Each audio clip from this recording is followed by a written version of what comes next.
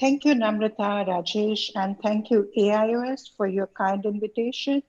It's indeed honor for me to speak after Professor Atul Kumar. Like I was just a first year resident and I have been looking up to him all these years. It's truly, truly an honor. So the topic that has been given to me is what is the importance of anatomical outcomes in neovascular AMD.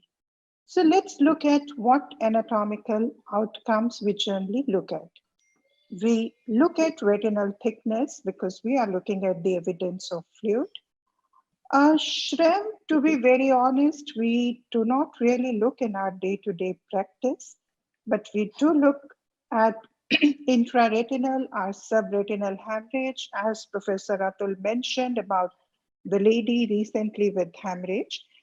And earlier, especially in before OCT era, we used to rely a lot and lots on fluorescein, which honestly we are not doing anymore. So these are the different pictures that we can see on OCT. We can have the fluid intraretinal, we can have subretinal, and this is kind of Shrem. And you may have a fluid around Shrem, and there is fluid behind the RPE, or you can have a large subretinal hemorrhage. Now, where does this knowledge that fluid has become so important in our lives comes from? This actually comes right from the era of CAT, and then it goes on and on.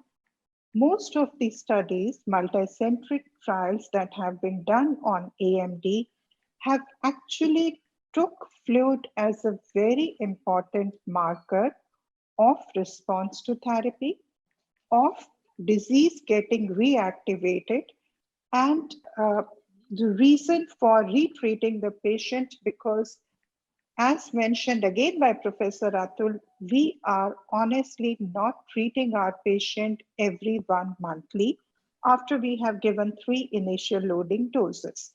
After that, most of the time we have a tendency either to extend the treatment or to move on to PRN. And the way we work is we do the OCT. If we see the fluid, we just inject. And we don't do fluoresceins anymore. And interestingly, these days, especially AMD, if you actually are doing the fundus examination, that is just a courtesy to the patient because it all boils down to just looking fluid on OCT. That important is the fluid. So most of the studies like CAT and all actually use time domain OCT, which was low resolution. There was no image averaging, and they were using radial scans. However, the latest trials have used spectral domain OCT, and this definitely gives much more information on the fluid than the previous one. Now let's see what different societies say. Retina, RCO, but I will just restrict myself to American Academy, which says that OCT should be used to determine the need for retreatment, which means you see the fluid on OCT, you retreat. Now, does this fluid correlate with visual acuity? The study from the CAT and View 1 and View 2 did not find that complete drying actually means a very good visual acuity. But what is not shown in these slides is that if your fovea is not completely dry, it has a tendency to come back and your vision may go down the months or weeks or years. Now, there are a lot of fluids. There are a lot of kind of membranes. There could be peripapillary membrane. There could be just a SRF drape sitting next to PD. There could be an outer retinal tubulation, and there could be a scar with overlying fluid. Is all fluid created equal? We do not have answer coming as per the etiology, but we do have an answer to this particular question, that should we consider these fluid differently? Now let's see what are the different types of fluid we are talking about. We are talking about the fluid here, number one, which represents the fluid which is under the neurosensory retina, that is the subretinal fluid, or under the RPE, which is the sub-RPE fluid. Or it could actually be, you could see intraretinal fluid. So these are the intraretinal is the fluid which is within the retina. So if we look at the sequence of the events, all retinal fluid is considered a disease state, and you have to take care of the fluid irrespective of its location if you want to prevent irreversible vision loss, which means destruction of your photoreceptors. Now, what is the relevance of the fluid? The fluid is important when we diagnose, when we decide to treat, the interval, and finally, of course, the visual outcome. Let's see what different trials talk about the fluid. If we go to the Sailor and Harbor trials, they say the detection of the retinal fluid on SD-OCT actually results in treatment and better outcome. Makes sense. You see fluid, you don't let it stay there, you treat it, you are going to have better outcome. Now let's take each category of fluid separately. So coming first to the intraretinal fluid. And intraretinal fluid is the bad guy of all the fluids. It is the fluid that forms cysts within the retina. If it is present at baseline, it means the visual outcome is going to be poorer. If it persists or if it reappears during the treatment, it again means bad news. The outcome is going to be poorer. Now, there is a beautiful study on post hoc analysis of view 1 and view 2, which indicates that the presence of intraretinal fluid, if it is present at baseline, it means your vision is not going to be much improved. Again, there is a secondary analysis of CAT study which says if intraretinal fluid is persistent, that is associated with poor visual outcome during anti-VEGF treatment.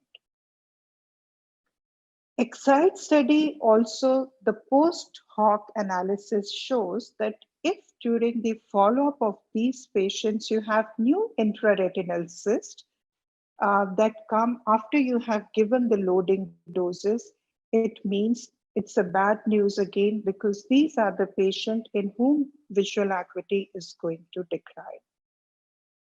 So intraretinal fluid all across the trials, whether it is present at baseline or during the follow-up, is going to have a poorer visual outcome. Now we think of the subretinal fluid, like you have a fluid under the retina.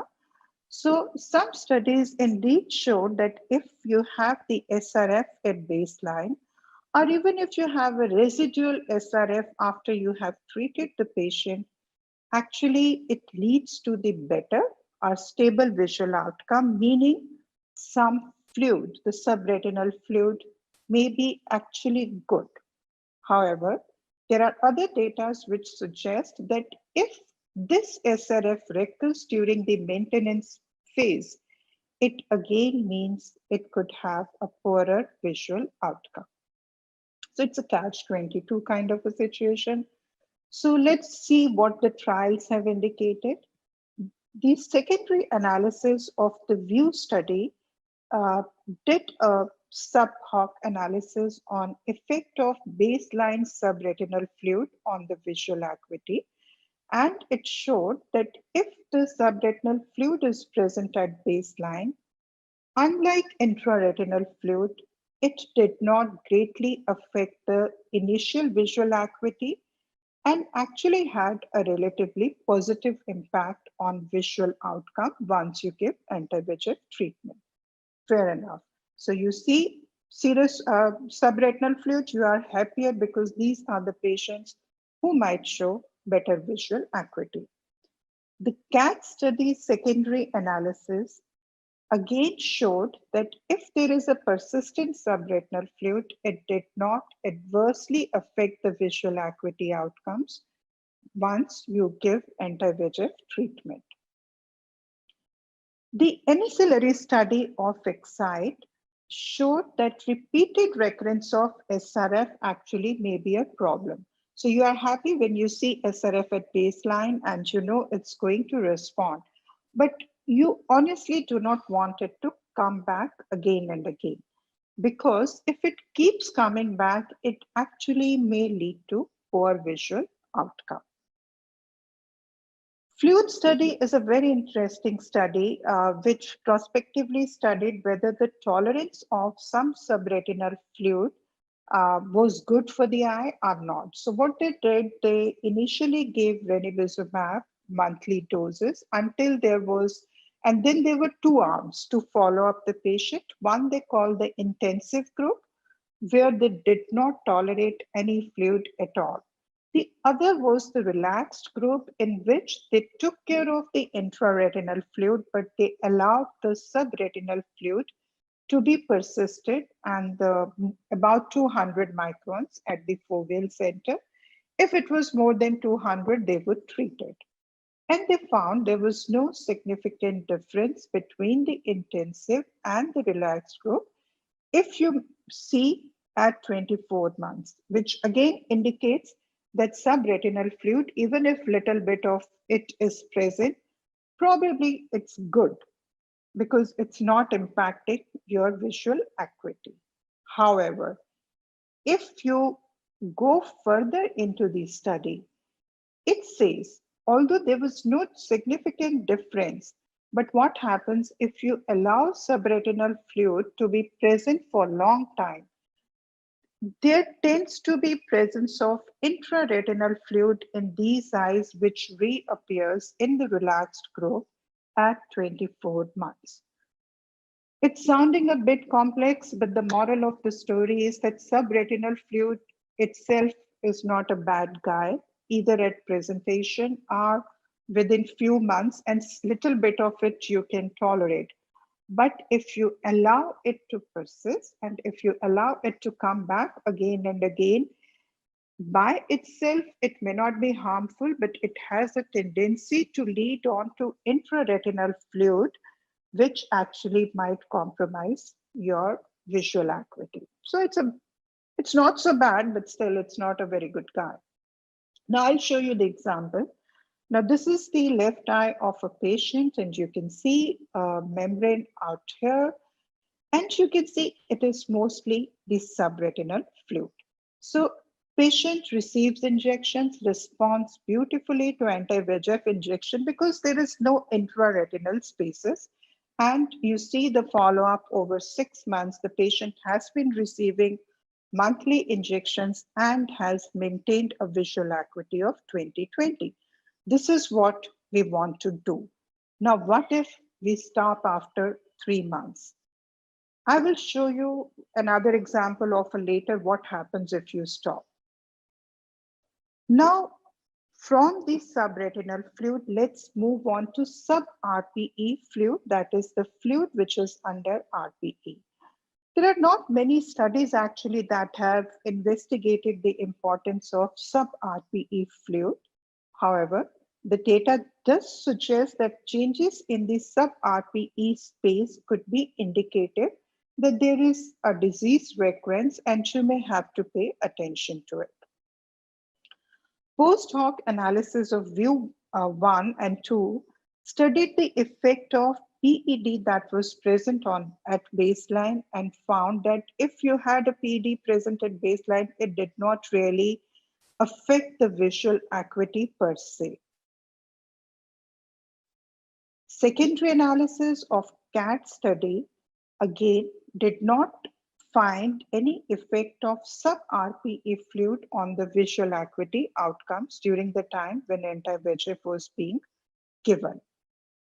However, in a retrospective study by Lai et al., they found that PEDs were associated with poor visual improvement in the real-world setting.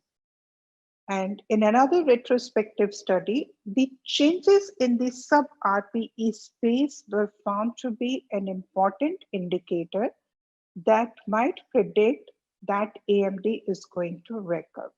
So what does it mean?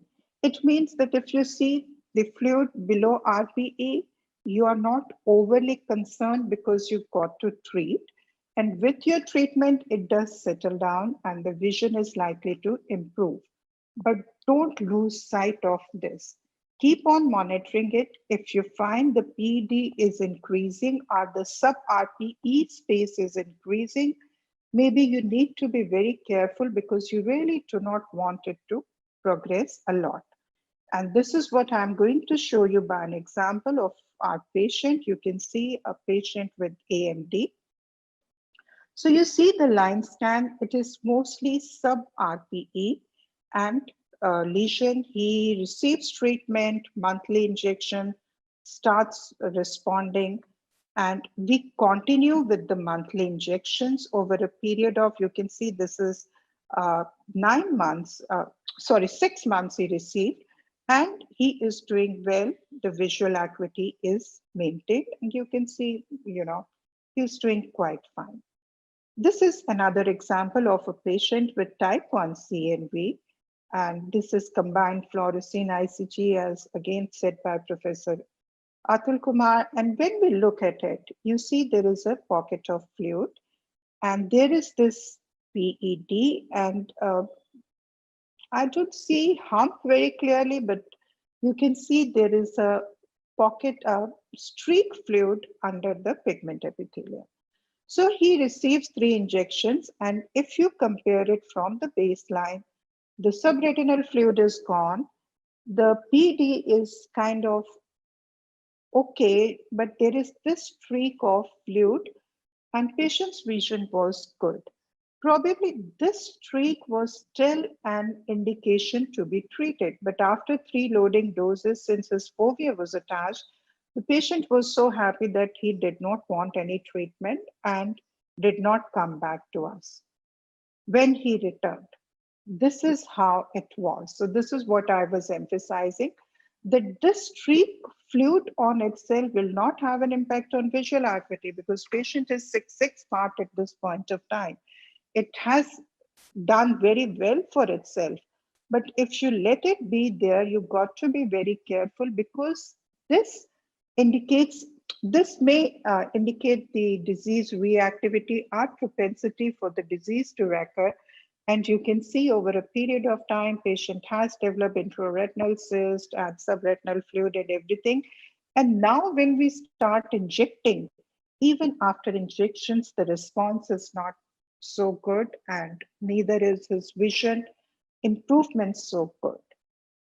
So to summarize, any fluid anywhere indicates active disease. It has to be taken seriously. The story continues to evolve. The resolution of fluid actually correlates to visual benefit. The magnitude may vary. So when you see many studies and you see studies, the visual acuity and the fluid may not correlate, don't get carried away by a short-term follow-up because fluid today, what happened 24 months later would matter, and it would matter a lot. And again, you will have to see when there is no visual improvement, was the visual acuity too good in the beginning that the 2 lines was not possible to achieve, because there are lots of things which you need to look into. But a more stable central thickness of the retina, which means you have a better control, is definitely being reported to be associated with better visual outcome. So we are all looking at OCT for follow-up, and if we are seeing fluid, we should take it seriously. And even if we don't want to inject it today, don't lose these patients on follow-up, and you have to be, on your guard. With this, once again, I would like to thank AIOS, Namrata. Oh, and Dr. Adrian is here. Hi. And thank you for the opportunity.